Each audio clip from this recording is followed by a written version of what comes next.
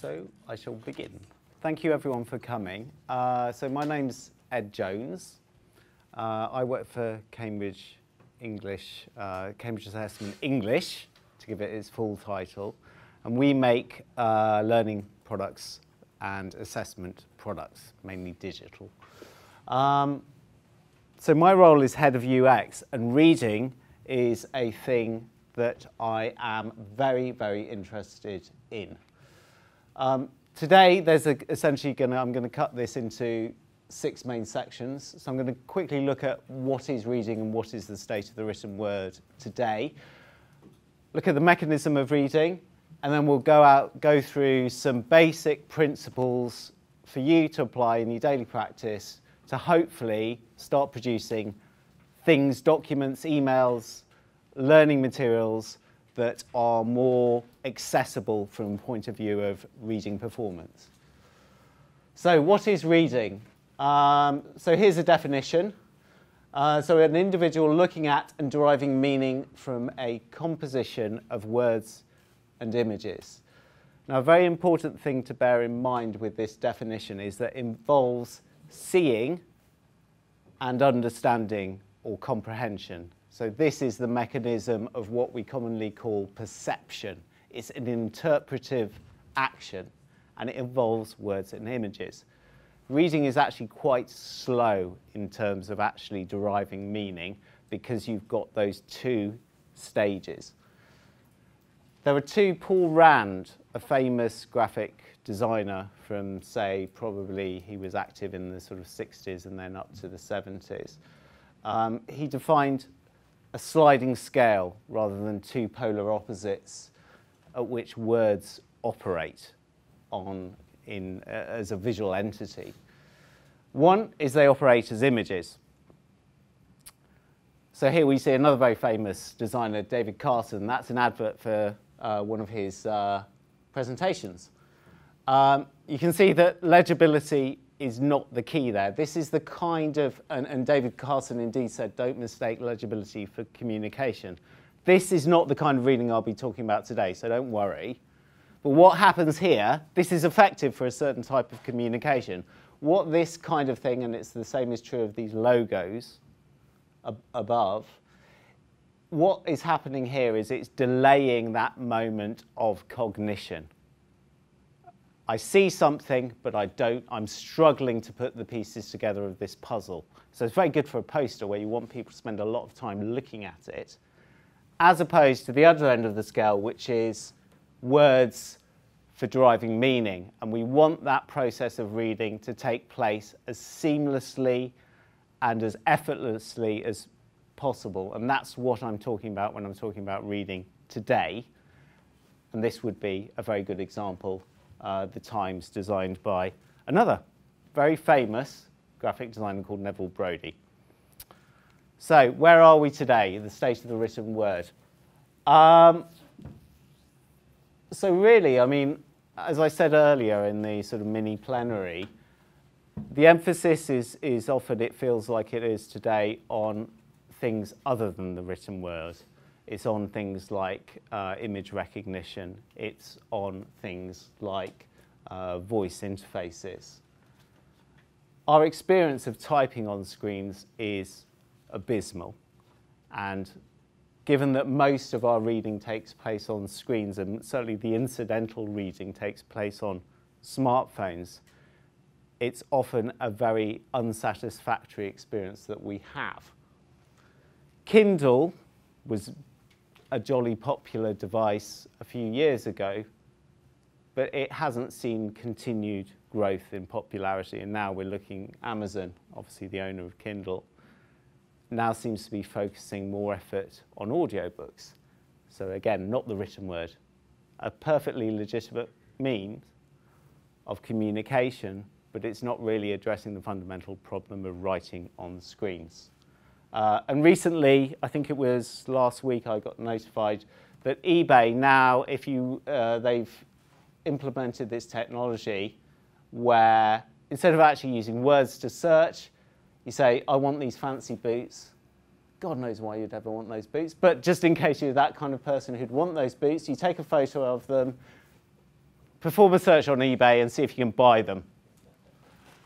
Maybe for the weekend, I don't know. So things were looking bad for the written word, but actually, the reality of our working lives is that reading matters. It's hugely important. It still remains the foundations of communication, of how we learn and how we impart knowledge. Many studies seem to suggest or infer, although there is not a common consensus upon this, that paper is a more performant medium for reading for understanding. So comprehension, but also remembering what I've read. However, I've yet to see, and if somebody can correct me, I'd be super happy about that. I have yet to see a study that actually analyses the kind of design that they're comparing. Because, for example, if we take Wikipedia, which probably all of us read on a fairly regular basis, the basic principle of how that page is designed is absolutely abysmal. I'll talk about this in a minute. But that kind of line length for eye tracking as something that I, as a reader, have to adjust and correct, by default, that is a huge challenge for extended reading. So we're all information designers now. Isn't that exciting? It sounds kind of cool. And we need to write against the various things that are appearing on Twitter. So we need to get our message heard. So let's look at the two modes. The two modes are one that you'll probably all be fairly familiar with, which is the Z model. It's basically just, it's also called the Gutenberg model, but it's left to right and from the top left of the page down to the bottom right. Obviously, I'm talking about sort of Western alphabets for this kind of mode. But that's conventionally what we think about when we talk about reading. It gets a lot more complicated when we're talking about actually how we do things like scanning or browsing screens. And people have tried really, really hard to put a model on this. So somebody called Norman Nielsen, he developed in 2006, I think it was, something called the F pattern for how we read screens. Actually, how we look at a website as a whole and what our eye does on that website. And he came up with his F pattern, and it's a bit like looking for the face of Jesus in a burnt bit of toast. It's really, really hard to see it. He's convinced, I'm not, and I've put an arrow. So this is kind of my best guess at what's going on, what I believe is going on when we're, as a general pattern that's useful and that we can actually do something with, is that there's essentially, although there is not necessarily a directionality about it, there is definitely a hierarchy of importance of zones within the page as a whole. So here I'm talking about websites, but it applies to apps and things like that. And also with sections within a page. So we'll talk about chunks of content later as well. So the top left, here we have, this is my primary axis. So the top left is the most important corner of any screen. So this is where things like our window controls live. That's where I will look. That's often where logos tend to appear, for example, for maximum visibility.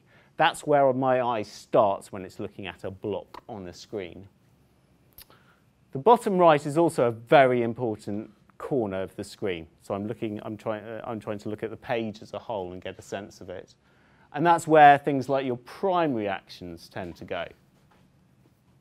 So here I've written an email and I decide not to send it, and then it brings up this dialogue, and to the right is the default primary action, and that's where my eye will go to first. It's helped by the fact that it's given that blue primary emphasis colour to really draw my attention to it, but that bottom right is very important. Some actions are more destructive that we'll put on a page, and there we'll use weaker areas, particularly this one. So here, in the case of the email, discard changes is a destructive action. I've gone to the effort of writing great as a useful response. I might actually not really want to necessarily discard that, or we might want to think twice about it. By putting it in the left area here, it forces me to take a moment's more thought about actually hitting that button. This is something called Fitts law. Most of us are right-handed. Sorry to all you lefties out there. And what that means is that most of our sort of rest area for the cursor and for interaction will be towards the bottom, this area of the screen. That's where our cursor lives. So if I want to hit a button with my cursor, it's far easier for me to move just the little distance to there than it is to go way over the screen to the left. It takes me more time and it makes me think. Right, so let's look at some layout principles. Columns. Right, now, columns there's something that's very, very easy for everyone to implement, but I really do recommend that if you do nothing else, that you think about your page as split into columns. Here we've got one of the most flexible grids, which is a 12-column grid, typical in newspaper design. It gives me a great deal of flexibility because I can combine segments across the page to create different formats. But what that also gives within that flexibility is eye-tracking consistency. Every time I hit a new page, I only have a maximum of 12 possible registration points for my eyes. So that's why my eye is almost like an eye muscle memory. My eye knows where to look for stuff, for things like headings, for things like new sections of content, as opposed to if I freestyle it like David Carson, as we saw earlier, you're making me look across, well, in the case of a standard screen, 1440 pixels or more of possible places for each line of pixels where the content that I want could be located. We do need more columns because with the best will in the world, column design is going to be increasingly important because unfortunately our screens are optimized. My screen is perfect for watching Netflix. Unfortunately, it's my work computer. It's not very good for reading. In fact, it's bloody awful for reading because reading happens best when a column is longer than it is wide. So short paragraphs that are sort of wider than they are deep are very ineffectual. But of course, that's not what the screens that we use day to day are designed for. Possibly that's a reason why nowadays few people, when they're reading on their iPhones, turn it that way. They keep it in that sort of long formation.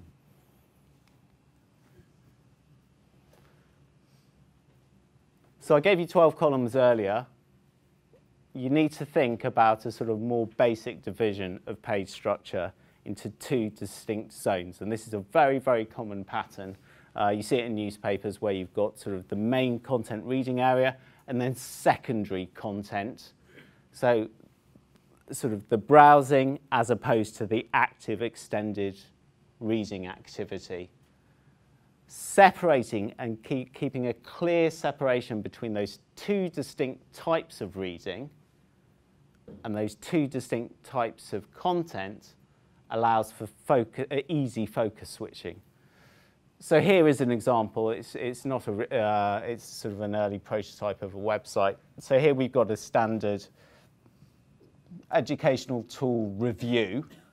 So my longer review is here. That's a standard article, right? So that's extended reading. I really need to concentrate on that, and I really need to enter into the flow.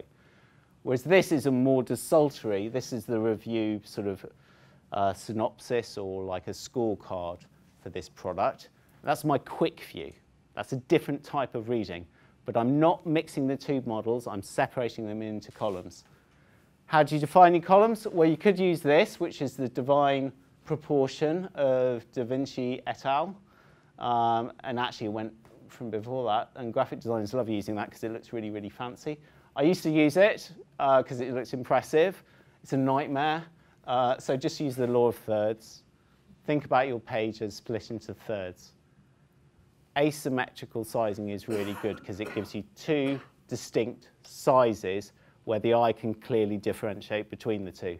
As opposed to if you, for example, you split the page into two equal columns, it's very hard to make that distinction of which column I'm actually looking at. Right, I'm going to plow on because I'm just cautious of time. Actually, let's just do a quick time check if you wouldn't mind. I think I'm doing all right. So we'll now talk about composition. Again, what you're trying to do when you're composing a page is breaking it up into digestible chunks. People are very keen on chunks. It's less significant, it's less important for the printed page because I am a bit like, so here are my notes, I'm not sure, well, you probably can't see it, but I've put 4 sections and I've done a hard line through each of them. So I can quickly see which section I'm supposed to be on right now. Whereas actually on screen, you don't have that luxury because most content with our letterbox screens is scrolled off. So we need to give people, readers, extra help, extra visual cues to allow them to clearly differentiate blocks of content. Because your scroll area might be there, so I really need explicit indicators that that is actually a block that I'm looking at. Chunked content is one of the laws of Gestalt. So can everyone see this? Oh, there is a screen there. So if you see this field of dots, by actually splitting the dots and adding separation between them, all of a sudden this, which looks kind of hard to count and hard to come to terms with and make sense of, by splitting it into these 4 groups of 4, then it's more of a human scale. I get a better sense of the totality. How you actually separate content? Well, the most basic thing is sufficient space. It's a very, very common error, is not to put sufficient space between paragraphs. If in doubt, double it, I'd say. So this is quite a good example. This is a standard, it's a really boring application, actually. It's for an insurance policy. But part of that policy involves entering your name and address. The good thing about this is that these are logical groupings which make sense to me on a human scale. God knows what the application itself or the database behind this application needs this data in, but this makes sense to me as a human being. So I expect my first name to come first, middle name, last name, suffix. That's all stuff that seems to be related to me.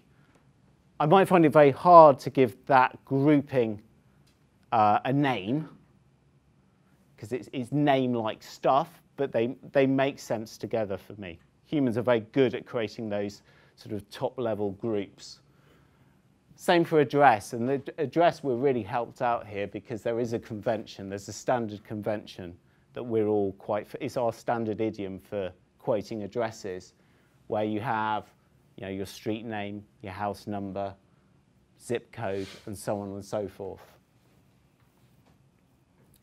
There is one big problem in terms of readability, or potentially big problem, and that's the position of these labels, which I'll show in a minute. This is a better arrangement, and I'd very much encourage you to think about labeling, heading, and captioning above the element to which you refer. So here, I mean, this is a general principle that can be applied across the board. But here we're talking specifically about form inputs and their labels. Now this works so much better. Having the 2 things in columns means that occasionally you'll have labels that are super long, which are quite close to the element. So if you imagine country was sat there, which is super close to the element to which they refer, Or they equally, in the same column, you might have something like suffix, which is super short. And then it becomes very hard for my eye to make that horizontal association. The advantage of putting your labels and your captions and your headings above the element is that there is always a consistent vertical space there. It's very easy jump for me for my eye to track from country to the element to which it refers. Also, you'll also notice, actually I cheated with this, because I actually took the Amazon thing and made it better, he says. Because I've made the labels significantly smaller, and the reason I've done that is because actually people only read in this type of reading if they really have to. We're very, very lazy when it comes to seeing and reading. If we think we know what it is, we'll just stop reading. So most labels actually don't really get read. So I kind of know this is my address, and actually I'm editing my details, so I can already see my name. So it's nice to have a label as a bit of helper text, but probably in a sort of 90+% of cases, I really don't need that label. It's just adding visual noise. So I've made it grey to de-emphasize it, and I've taken down the size. So if I need it, it's there. Chances are I'm really not going to need that label particularly, because the order should make sense to me as well. So another principle of composition of pages is we want to try and avoid readers having to remember stuff or having to break their reading flow. So a good way of breaking reading flow is with a good old legend for sort of your diagram or whatever. That requires a constant focus switching, which is highly undesirable. In many cases, you can do stuff like this, which is you can give information or annotations at the point at which the reader needs it. So I'm definitely encouraging doing that. These things called coach marks are becoming increasingly common as ways of onboarding